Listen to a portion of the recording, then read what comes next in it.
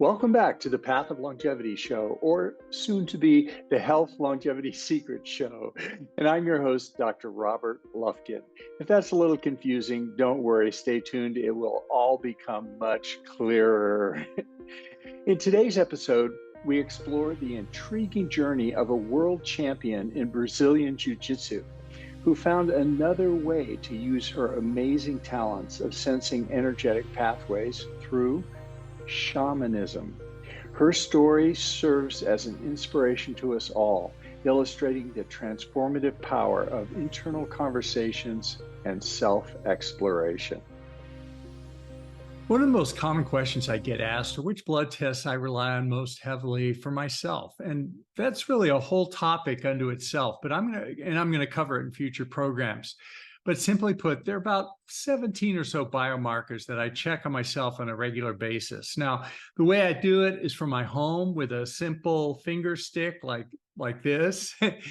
And then I just mail it in. It costs less than $10 per marker, and I get the results right away. If you want to try this test for yourself, you can check my website, robertlufkinmd.com, under secrets, and use the code SAVE10, S-A-V-E, the number 10, for $10 off. Try it. Let me know how it goes if you like it. If you are enjoying this program, please hit that subscribe button, or even better, leave a review. Your support makes it possible for us to create the quality programming that we're continually striving for. Also, let us know if there is a certain topic that you would like to see covered or a particular guest that you would like to hear from. And now, please enjoy today's program.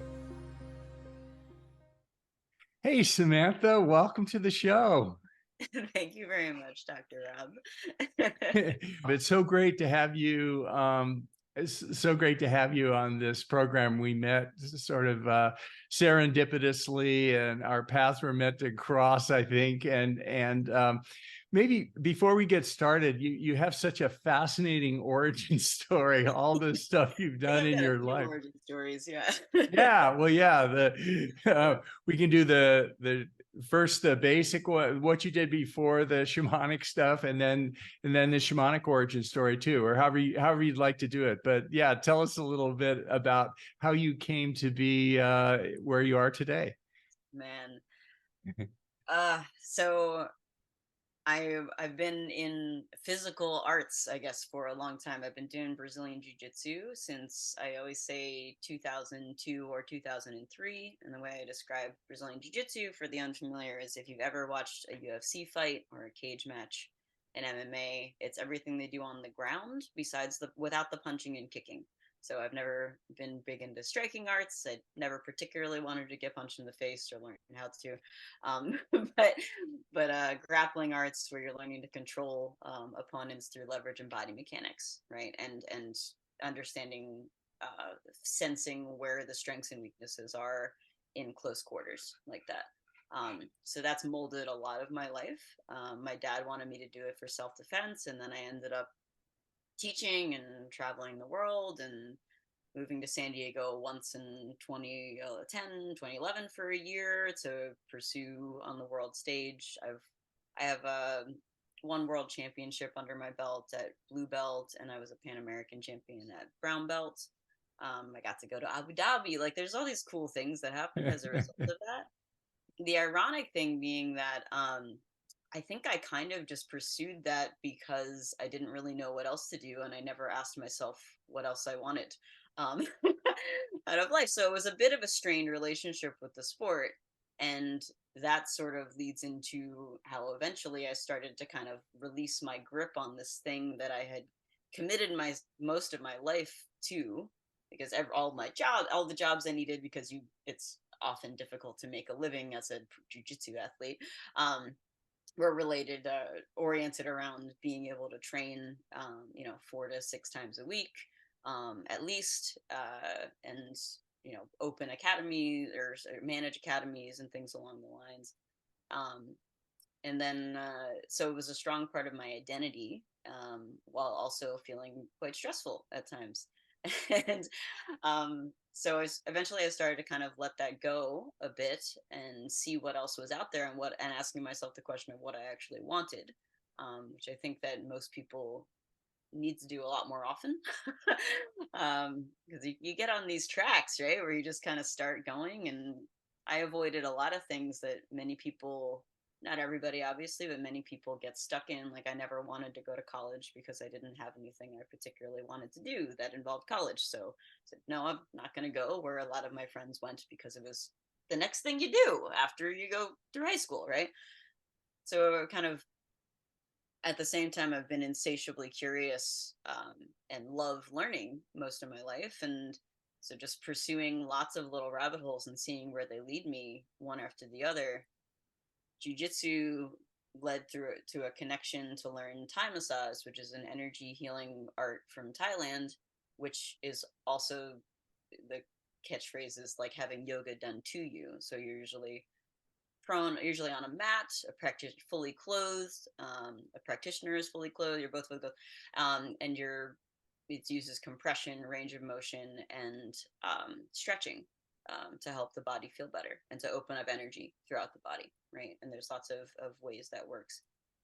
That led into, well, I'm doing this for my clients. I'd really like them to be able to do things for themselves when we're not together, so that they don't depend on me. And so that led into studying mobility training with a group out of Canada, primarily, with a few other things that I tried along the way, but focused mostly with them, called functional range systems. And then I traveled around the country and the world trying to take seminars from them and learn things about the way the body works and how cells develop, and how the forces that we enact upon our bodies change the way that we function in our day-to-day lives, right? And how our body accommodates for the things that we actually do, not the things we wish we were doing, right? um, and sort of all the health offshoots that kind of came from that. The the blending of the active and passive physical modalities, the massage kind of end of things. And I've never gone to massage school, but like it all makes sense to me. Um, and the active, like, exercise side of things, fighting, those kinds of things, kind of just all blend together to me into the human experience, and energy and the way people interact with the world and themselves. And I started down a spiritual path sort of by accident through doing Thai massage on people, where I learned choreographed sequences, right? Where it's like, okay, you do this when they feel this way, you do this when they feel that way. Great. And people would feel good. Great. Come back next week, whatever. And eventually I'd be on one port of choreography and wish I was on the other side for some reason. Started following that intuition. People immediately started falling asleep in like some kind of deep, who knows what kind of brainwave state, theta or whatever. And I was like, okay, well, that's interesting. And that dive into intuitive trusting myself and what I was feeling healing eventually led me to more shamanic practices. Huh. Well, for our audience and for myself also, let's start at the beginning for shamanic practices. What is shamanism? What are the basic foundations that we need to understand in order to follow what you're going to tell us? Yeah. For me, I've mostly learned from the resources of a guy who calls him, whose name's Shaman Durek. Durek Verrett is his name.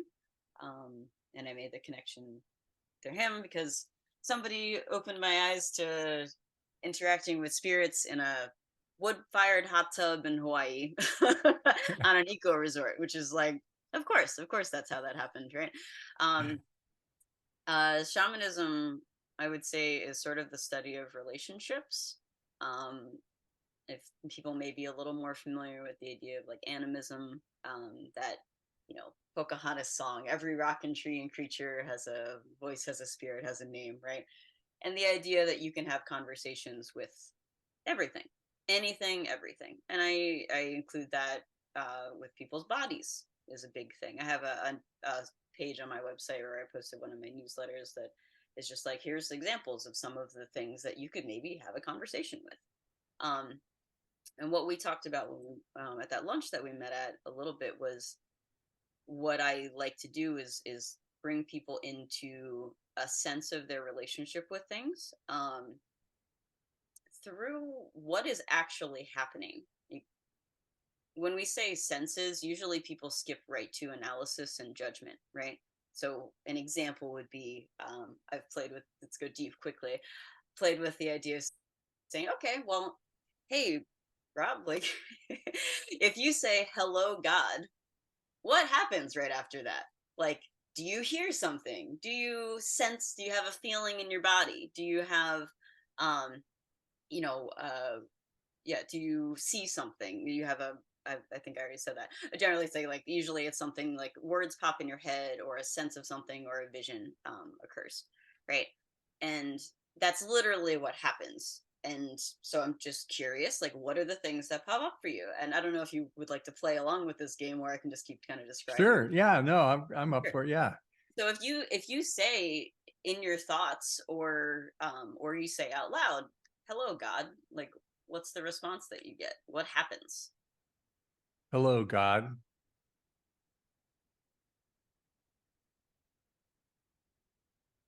I feel a real pause in things, and I feel an intensity, but I don't, it just sort of focus, maybe because we're just pausing the conversation there, but I feel a little intensity amp up. Right. And I would say that that pause, that's a big part of a lot of introducing people to these kind of ideas, is that there's most frequently the question of, did I just make this up, or some kind of backfilling of like, well, this is what it probably was. And maybe you're right, maybe that's absolutely correct, and maybe it just was, well, it was, right? Like, it's almost difficult in this day and age to, we're so trained to interact on an analytical level almost constantly, that purely engaging with the senses turn the, you like leapfrog over it into the analysis, right? Right. So like, oh, okay, cool, I feel this. But expansiveness is certainly something that's common for people if you ask a question like that. And then you play the game, you say, okay, well, what if there's so much that we don't understand, right? And how I judge whether or not something is actually being helpful to a client, say, is, like, everybody's got a problem. There's some problem, right? Like I've got this going on or whatever. I believe that everything makes sense. We just have to figure out why or how, like how it makes sense. But everything makes sense in the body, and what's going on for you. So somebody might come with a problem, and we figure out that it's related to some memory that they have that's really charged, right? And every time they think of it, they either try to avoid it, or they get upset, or they get agitated, or cry, or whatever it is, right? That's a common thing. And then we'll just go in and have a conversation with the memory almost, but it's however it appears. So this is also largely modeled or integrated with internal family systems methodology. And I haven't, I told you before we started recording that I've gone into a lot of rabbit holes with mid-depth. I have not taken the internal family systems training. Apparently there's like several years long wait list on that. It has still provided me with a lot of benefit, feeding into the way that I approach like shamanic healing with people. It's like a modern day psychological framework of how to interact with like your inner selves, so to speak. They posit that all people, people would say, are schizophrenic, that you have a part of you that wants to eat ice cream and a part of you that doesn't, and those are different aspects of your personality, right? And so conversing with those different aspects that are in conflict um, leads you down the pathway to figuring out your own healing stuff, how to help these stresses release. And what I've found is that oftentimes it'll lead me down a path that reveals like a spiritual entity or something in this person's psyche or purview that they weren't previously aware of, that we can just have a talk with. And the way that I judge whether or not the conversation was helpful, right, is that in that case, they might bring up the memory at the end of the conversation, or it's at the end of the session. We'll be like, okay, bring of that memory again that's been bothering you for 20 years and makes you agitated every time you think of it. And almost every time, I can't think of any times it didn't happen, the person just feels different about the memory. They can think of it without it being an agitating thing, right? Their experience of it has changed.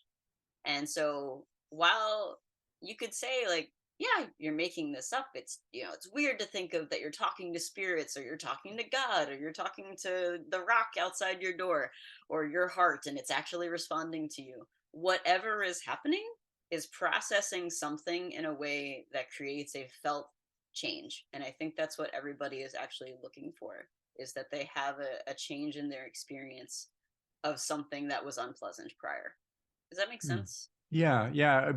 Going back to what you were saying about the statement and then immediately going into analysis, it reminds me of some work Joe Dispenza does with his meditation program. He was just a guest on here, and I've been diving into his work, and I'm going to be going to a deep session, a week-long meditation session, which will be interesting. With him in a couple of months, but it sounds I like want to experience what it's like to be in a room of 1,000 people meditating like that. Like, that's got to be so cool. yeah. Have you done it? Have you followed No, one his of my work friends or? just did the Mexico retreat. I've listened to him, off and on. I think that's Hmm. really what he's doing. uh, Yeah. so there's a real power of turning off the analytic mind and feeling the feelings and connecting with the spirits or whatever to Whatever's help happening, right? whatever's happening to help process these things. Yeah. If, to a point though, like the analytical mind. So here's some crazy stuff that happens if you find that you can't just turn it off, right? And that's something that people, there's certainly like reprogram. There's lots of ways to reprogram a mind, right? And I'm sure Dispenza knows way more than I'm probably ever going to know. But one of the things you can do is, yeah, okay, I'm just going to not pay attention to it for a while, and I'll focus on my goals, and like, cool, like it's fine. It just loses its power. But when you find that it's like super overwhelming, or you can't get space from it, you can literally go, where is that analytical voice coming from? And you'll be able to, I've never come across somebody that wasn't able to locate it somewhere in or around their body. And this is like a Hmm. fascinating idea, right? Like, where do thoughts come from? This was my last online course that I made, was focused on these kinds of ideas about, like, I don't know, where do thoughts come from? Let's ask these questions, right? Like, and sometimes it might be a spirit. Sometimes it's the memory of your dad yelling at you, and you haven't closed that loop yet in your brain, right? And but you can find it in or around your body, and then you can say, hey, can you give me some space so that I can just feel stuff? And it'll work. It's the craziest stuff. And I'm always amazed by it. I think it's the coolest thing. And if it doesn't, then you have a conversation with it about why, and then answers arise from wherever they come from. And it's a really interesting experience to have. Yeah, no, it's fascinating, these interactions. And I mean, it's obviously with many spirits, and this is different from the sort of mainstream religions, the spiritual path, sort of like organized religion with, Judaism, Christianity, or that. This is more like a pantheism where everything is a god or everything is a spirit, basically. I wouldn't necessarily say that. I would say just that everything, I definitely have the idea of universal positive regard, for everything. Like, I don't think anything is actually evil, right? Like, everything has its own motivations, just as much as, the the creature that some, a predatory animal is eating might think that they're evil. It's like, well, they also got to eat, right? So, I think there's just these relationships, and there's so much, yeah, just that you can, that nothing means harm per se, that everything is understandable. um it doesn't always mean it's fun, right? But you can, through the senses particularly, kind of ground yourself, ironically, back in a 3D reality when you're kind of going all over the place. And Yeah, I'm sorry. I just didn't think that that pantheism sounded quite right to me. I would say it's Yeah. just the idea that you can that everything is energy. Maybe a little bit more in my thought process, that everything is like is energy made form, whether that's through form into thought, form into sound, feeling, vision. Yeah. That makes sense. Yeah. And what you said about assigning meaning and looking at the good, the things are basically good. It's a really powerful concept that in a sense, as humans, the world is sort of neutral. I mean, one way to look at it, it's neither good nor bad. It is what it is, but we assign meanings. Like I just have a puppy over there, and it's not a good dog or a bad dog. It's a dog. I mean, I love the dog, and but a dog is a dog, and being able to assign the meanings and look at the world through the lens of the meaning that we give it is a really powerful tool, I would think. And is that part of the shamanic healing, that choosing the meanings that way, or how does Mm. that, is that a separate thing The we're way that going I down? look at the way that I look at healing, I suppose, and it's a great question, is around, or a clarifying one for me perhaps, is I'm thinking about how I tune into someone's body when it's like a body work session, right? And it's a lot of asking and not a lot of telling when I think of healing. Um it's like what feel, and then for me it's very sensory, it's very kinesthetic of like what am I feeling drawn towards, right? And on someone's body, and then what is the way that I need to manipulate this. I guess it's a more of a balancing. Like I don't like if somebody is particularly agitated, there is a balancing that can happen, and it's sort of like bringing it back down. I don't think that the experience of being agitated is necessarily bad. Excuse me, but it's not what we like want all the time. All right, and yeah, that gets into a whole another line of very interesting thinking about, well, then why do you decide to do anything?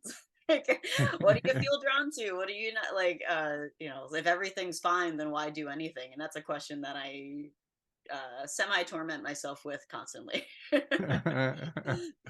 What one of the classic sort of stereotypes for shamans, when people hear the word shamans, they're oftentimes they go to a place of psychedelic drugs, like or famously ayahuasca. These creatures come to us on the ayahuasca journeys. Mother ayahuasca appears, and is what role do you think psychedelics play in your approach to shamanism? Well, I have um I think people watch if people watched me in a day, they would probably think that I'm on drugs on a reasonable basis, because I just love the senses a lot. And I'm just like tree, ooh, like stuff like that. I have very, very little experience with any drugs myself, including alcohol. Like I've been drunk once in my life after a breakup in my 20s by myself, like thing.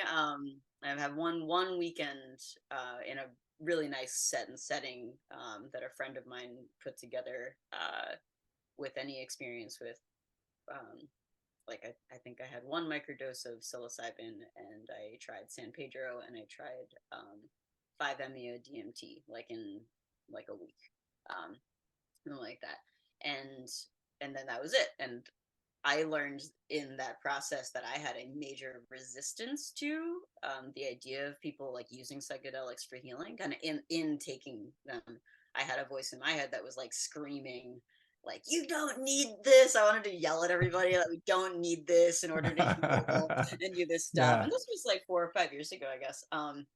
And and then at some point, another little voice of mine came up and was like, "Why are you so mad?" Why are you so mad, bro? And I was like, oh man, I just coached myself out of that.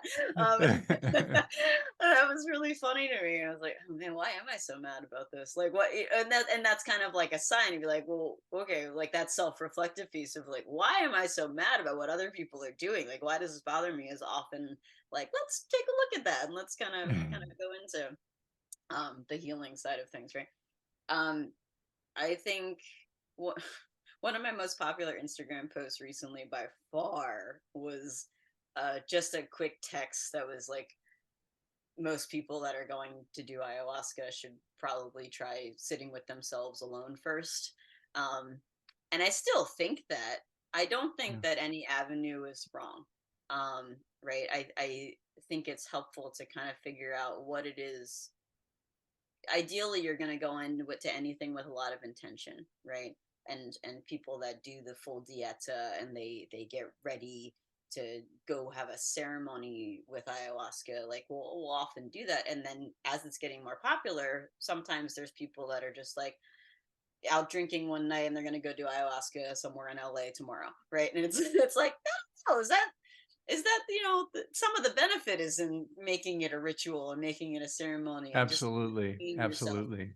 down to presence, right? It's Yeah. presence and intention. And you could probably do a lot of the pre rituals and get a lot of benefit just from that, even if you never went through with it. And that's kind of my point is like, if you can't sit with yourself at all, then I don't know. Maybe you have some questions to answer about whether or why that's the direction you want to go. I don't personally feel too drawn towards doing a lot of psychedelics, but I'm not totally close to the idea either now that the little voices in my head argued about it, right? It just I wish I could take a stronger stance. I'm going to be honest with you about whether or not people should or shouldn't do it. I don't think there's anything wrong. I just wish, just like I wish somebody had asked me why I was devoting my entire life to jiu-jitsu, I would just have friends around you that ask you why you're doing things non-judgmentally, and and have the courage to ask yourself that when in a journal, even when you're setting off, so that you have more of a relationship with yourself and the aspects of yourself that are desiring to go forward and make a change. And maybe you come out with the answer being that, yeah, this is exactly what feels right to me. Or maybe you solve your own problems just by listening to yourself talk for a little while. I guess I tend to be a fan of less complication, and more.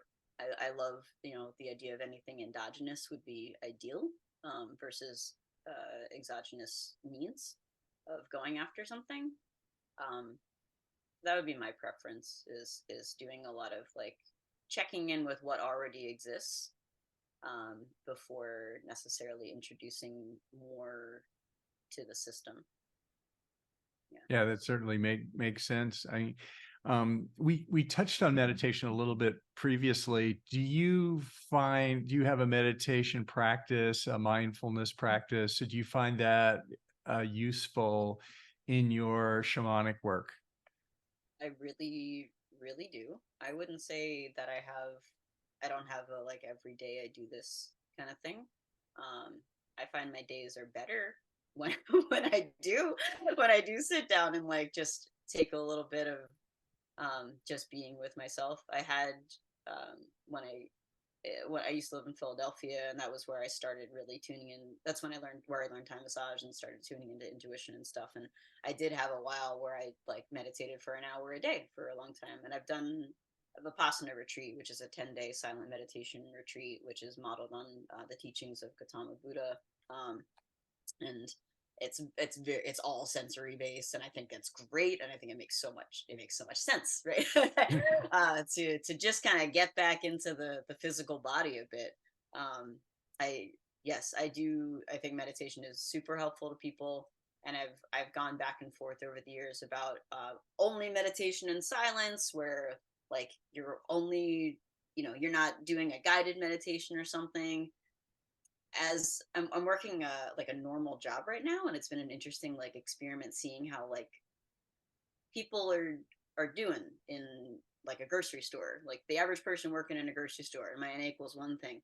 seems like they're kind of in like a big survival mode, and maybe sitting with themselves in total silence would be way harder than having a guided meditation take them there with something that they can focus on, especially if they're so used to focusing exogenously and they're not at a place where they can go like, oh, why can't I sit with myself? Like, that's weird. Like whatever turn it takes in the road to make that realization that it's a strange thing to not be able to sit with yourself. Um, I guess I'm a fan of anything that can kind of help people towards that lane of being able to have some self-reflection without a panic attack. In reading about shamanism, it seems like a lot of the writings about it are people who practice this.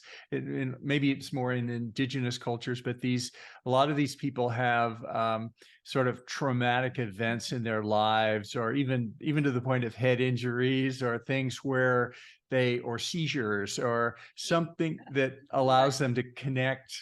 And do you, in your experience, do you have anything like that? Or was it the hot tub in Hawaii? Maybe that was the foundational thing, or was there some experience, or was it more kind of gradual over time like this? For me, it's more gradual over time, and that's why like my Instagram is shamanic Sam. Like I think like 2 or 3 times in my life I've called myself a shaman, but I'm like, I don't know, like who decides? Like, Yeah, like exactly. I just know that but there are people like the shaman Durek guy that I've taken more of the courses from. Like, yeah, he like full blown like 5th generation shaman. Like, spirits told him like, yeah, like if you continue down this path, there's going to be some hard stuff. He died. He had organ failure, and went to the other side, and then chose to come back, right? Or like, and to help the people on Earth, right? So he has these whole experiences. Thank you that I haven't had to go through that, but I haven't got through this thing. But my gradual thing has just been being more and more open to what is. Like, I think all children are born with interacting with metaphysical things, right?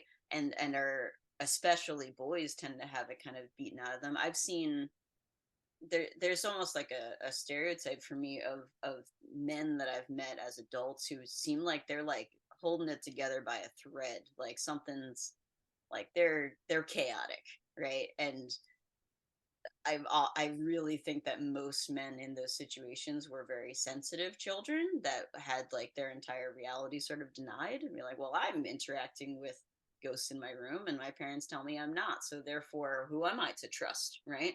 I'm going to trust my caregiver, that is the symbol of my existence in this world. I don't know, but then if you can't trust if you're taught not to trust your senses, that gets complicated quick, right? Like, and now we get into virtual reality and all the other crazy things that are going. Like, I don't even know, but like, it's Stimulation, just all a sure, yeah. simulation, great? Like, but most of the time, it seems that being in touch, getting in touch with your senses, truly makes a marked difference in people's experience in the world. That it's much more grounding to be like, I literally feel this. Period. Stop. Like, judgment, okay, the judgment's separate, okay, cool, like I can have these separate things, or I can feel this and the chatter can be going on or whatever. uh, yeah, on your website you mentioned rocks, candles, and altars and as not being necessary, or what role do those play in shamanism? Or Yeah, like I have some, right? Like I have some, I have some rocks, I have some cards, I have some things. I think of everything sort of, I like to use the example of like horoscopes, right? Like, what's easier to poke fun at for people than horoscopes, like that are in the daily paper, and you're like, oh, you are going to see a tree today, like whatever, kind of thing. I think any of this stuff, and this goes from like, I don't care if it's a Western medical text to an ancient whatever, or like you're sitting next to a tree and all of a sudden you have this awakening, right? And that's like Buddha, that's Sir Isaac Newton, like, whatever comes up. If something draws your attention in a way that affects you and makes sense, then why wouldn't you value that? And that's so great. Like, I think that there are higher energy fields around some things than others, but it's always going to be complicated, and I don't mean that in a negative way, with my energy and how I interact with the other energetic field. Which is why somebody can hold something and call it sacred, and another person will be like, "Well, I don't feel anything with that. Therefore, you're wrong," right? Like, obviously, you're making it up because I don't feel anything. It's like, well, I don't think that's true. I think it's just you don't feel anything, right? So if you love, I think a lot of my friends that I admire would say that you have to be careful about what anytime you feel like you're giving your power away to something, right? Versus it being a symbiotic relationship that's helping you in some way. So if you think that the only way you have power is if you hold on to a special crystal, then that's a little bit more of an issue than if you're like, have some sense of yourself that is fairly positive and consistently so, and you also feel like this does something for you. Does that make sense? Yeah, yeah. What sort of things, if a patient or a person has problems, and we all have problems, which sorts of problems are best what kind of patient, what kind of problems is shamanic healing good for? In other words, what kind of people would benefit from coming to you? What types of problems can you address? And maybe conversely, maybe there are things that, hey, this is not a shamanic issue. Your leg is broken. You need a cast on it, or I don't know, but maybe, yeah, Right, you could right. speak to that. Who benefits and who doesn't benefit? I feel like most like crunchy people and like hippies and spiritual people and all the thing. Most of us seem to try to draw the line. Like the people that will be the last to turn to Western medicine for most solutions. Still, like emergency medicine exists. Like like. And I'm also fascinated. Like there's bone setting techniques that have been around for centuries too that I have no awareness of, right? And different styptic like herbal formulas that can be used and all these things. So I mean, I in lieu of not having that, yeah, please like stop the bleeding, like we have this stuff. Um, I I love helping people.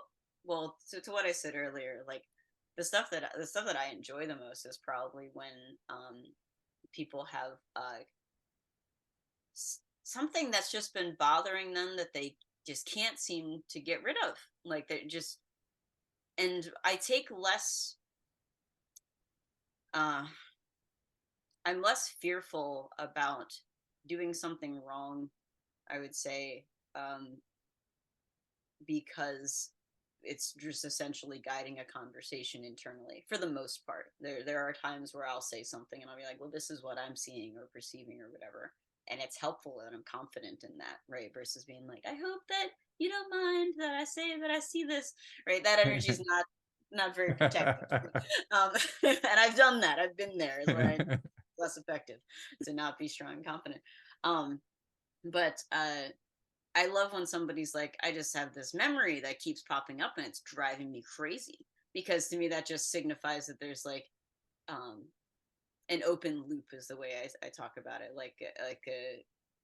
Nothing is traumatic if it's been resolved, right? Nothing's a problem if it's been resolved, if you've had co regulation with someone.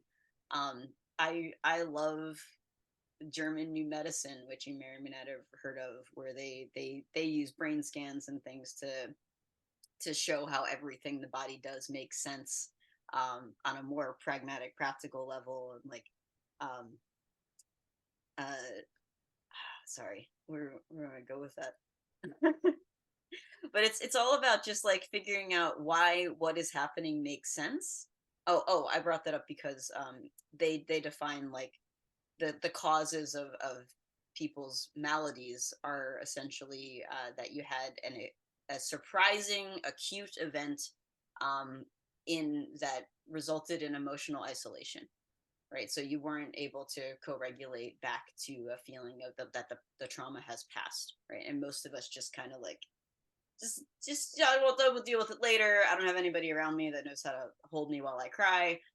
that's kind of the general Western world human experience these days, right? And so I think that's why, like, I think all these physical things come up as a result of these unresolved metaphysical things, the experience of emotion, the whatever it is that you weren't supposed to feel or you didn't give yourself time to feel, which is why meditation is really helpful off the bat, just to skim off the top, be like, actually sit with yourself and feel things. A lot of stuff resolves, like, because you're just not pushing it away anymore and creating more and more internal stress, which has so many cascading effects throughout your nervous system, your physical body, and all these things. Whether or not you ever get to a point where you're like, I need to ask the spirits what's going on, right? These kind of things. I help people deal with what is there, and it's and that can be addressed to virtually any problem that they're having.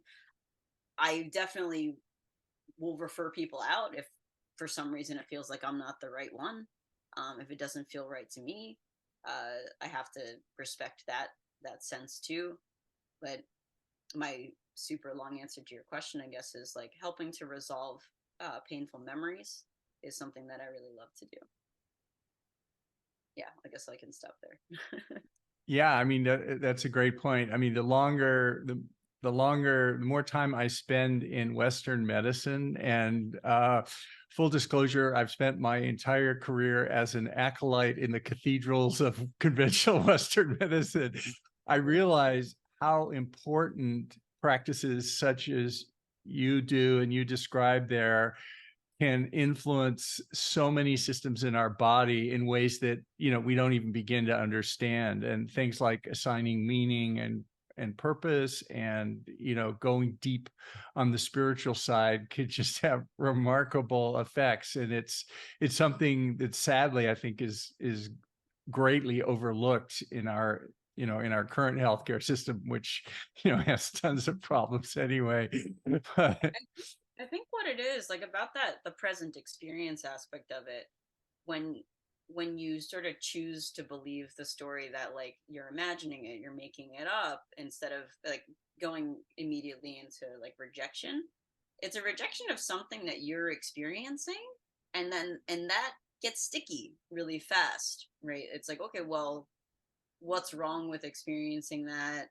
um I know I said I don't think anything is evil or anything either. I also don't think everything is good for you, right? So like there's a vetting process that happens when, if you go in, if you just go start having conversations with all the thoughts in your head, uh I think I do want to mention, it's a lot of spiritual girlies will go off and be like, oh, I heard this voice and it told me to do these things, and I'm gonna that my inner child needs this stuff, so I'm gonna go start doing this thing in real life. Chill for a second, because most of the healing is going to happen internally. There are actions that you can take for sure. Maybe you need to have more protein, I don't know, but maybe you need more saturated fats, like all the things that you've talked about, like keto and this type of stuff as well, like are going to affect the way the chemical reactions are occurring in your body. Yes, that's all true too.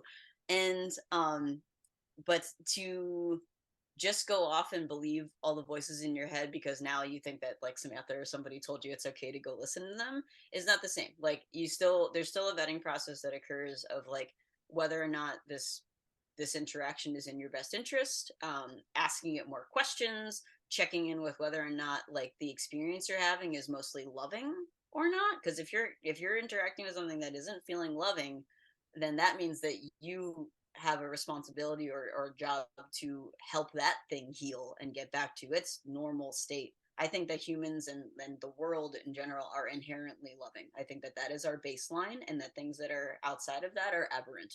Um, uh, Even in the conflicting things of me eating something, right? Or whatever, or a thing trying to eat me, like there is still a calmness or a level at which there is no intent that is evil or anything in there, and you can still yeah. So anyway, just checking in with a few questions, like whether or not the experience you're having is loving, and not proceeding if you feel like it's kind of the wrong thing to do. I just want to put a little note of caution in there with anybody that just goes off and like starts asking all the questions and then following directions without vetting it further. Sure, absolutely. To our listeners, as always, this is not medical advice. This is for educational purposes only, but it's a great education. I love the fact that your journey going from the world champion, now black belt in jiu-jitsu, and then turning to this spiritual path with shamanic healing and the other work that you do. It reminds me of a story that I read. You may be familiar with it. It's someone who sort of went the opposite way. He was a world-class chess champion. And he actually had a movie made about him, something with Bobby Fischer. Is Josh Waitzkin? Do you know him? And after the jiu-jitsu world. Yeah. Oh, okay. Well, yeah. Go ahead and finish the story if you want. Yeah. After the chess publicity from the movie, he continued to go to tournaments, and he was a world, champion chess grandmaster. But he found that there was so much publicity at the tournaments, people would come to see him because he was the character in the movie. I can't remember who played him, but it sort of distracted him from the chess, and he finally wound up giving it up, and he switched into martial arts. And in talking to him, he said, well, it was really the same sort of things, because in the chess game, he doesn't memorize moves or anything. And his approach was, he looks at the board and he visualizes energy flow in the pieces, and that's how he can, be a grandmaster. For him, that was his approach. And when he switched to martial arts, it was the same thing. He would just visualize the flow, and his mind was set up that way. And I wonder if some of that isn't at play at you, going the other direction. Yeah, absolutely. I mean, and that's like it makes me think of the way people are modeling even AI models and stuff these days, right? Like, I don't remember the specifics, but that story about wasn't it Google that like changed the world of chess, like chess robots for like because they changed, like, it wasn't about like memorizing every move, it was like learning how to learn, like, was the way that Yeah. it changed. Like, instead of being like, well, I just need to know 25,000 more combinations, it was like, well, what if we just learn how to learn? And that's what I feel like my work is with people, is like just paying attention to energy and what it feels like to do things, what is actually happening. Yeah, in you their can't memorize all the moves. It was DeepMind with Google and AlphaGo, which is like Yeah. chessboard, but it has an innumerable possibilities. So it's not possible to program it. But yeah, like you say, it's sensed, figured out the best way to play. So Yeah. One thing I want, like, I think that even a little bit of attention into um being okay with what is, right, and observe, being able to observe what is less judgmentally, like, which happens through the senses. Like, the senses themselves are non-judgmental, we add that later, right? um like, helps people with parenting, for example. There's something that might be relatable to people listening to this, is like, if you can be like, oh, like, my kid's doing that, or my kid's experiencing this thing, and I don't have to like take the ball and run with it in any direction, it just is what it is, and everybody just has a much better experience overall. yeah, It's like pretty calm, like, that's one thing I think is really yeah, helpful. it sort of circles back to the assigning meaning. Something happens, and then we don't have to immediately say, oh, that's good, that's bad. It's what happened. And What's actually happening, right? yeah, And a lot of that yeah. is the kids, are learning something, they're figuring something out for themselves, right? Like, Yeah, yeah, no, absolutely. Well, for your programs, people can do this remotely, or they don't need to be in person, or is it a combination of it? Who can access I'm your happy to do programs? both. Yeah, I have programs that are like focused on the physical body when I was more focused on that.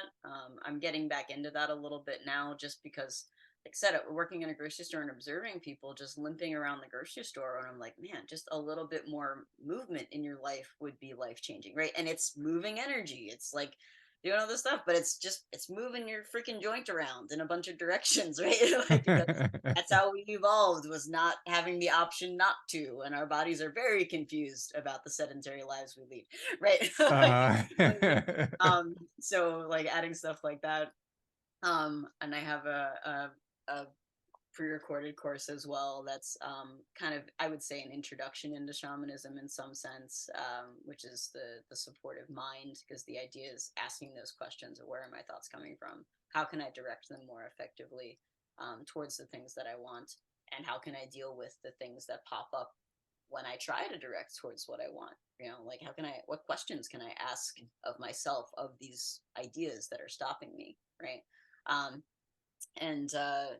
and then I also for sure do sessions with people on Zoom or in person. I'm in San Diego. I love in person because then you can have body work involved, and it's just nice. It's nice to just have that, multi-dimensional field that we can do, but it's very effective online too, just having conversations. I usually get people going in a really good direction within three online sessions. They kind of have a lot of knowledge that they can kind of use moving forward towards asking themselves, or usually they come to me with some problem, and the problem, that particular problem resolves rather quickly once we have a talk with it. And and they don't even use the rest of their sessions or something like that. They're like, I'm good. Okay, cool. Well, how can people follow you on social media, Samantha? And what is your website? We're going to put it in the show notes as well, but people who are listening to this or watching it on YouTube, maybe you could just tell them now. Yeah, I have some remnants all over the internet, but Shamanic Sam is my main social media. It's on Instagram, Shamanic Sam. I have a YouTube channel which is called Move Well Durham, because Durham was where I moved from in North Carolina, where I was teaching martial arts and doing body work and all the things. And there's a lot of physical and metaphysical content on there.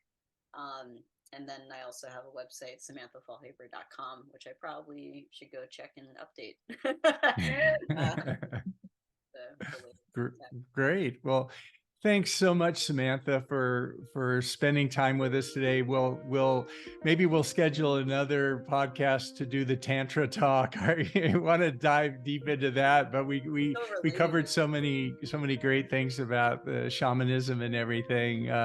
This has been wonderful, and thank you so much for all the work you're doing.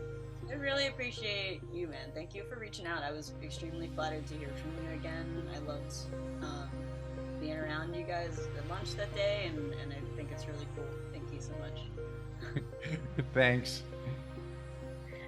This is for general information and educational purposes only, and it's not intended to constitute or substitute for medical advice or counseling, the practice of medicine, or the provision of healthcare, or diagnosis, or treatment, or the creation of a physician, patient, or clinical relationship. The use of this information is at their own user's risk. If you find this to be on the value, please hit that like button to subscribe to support the work that we do on this channel. And we take your suggestions and advice very seriously, so please let us know what you'd like to see on this channel. Thanks for watching, and we hope to see you next time.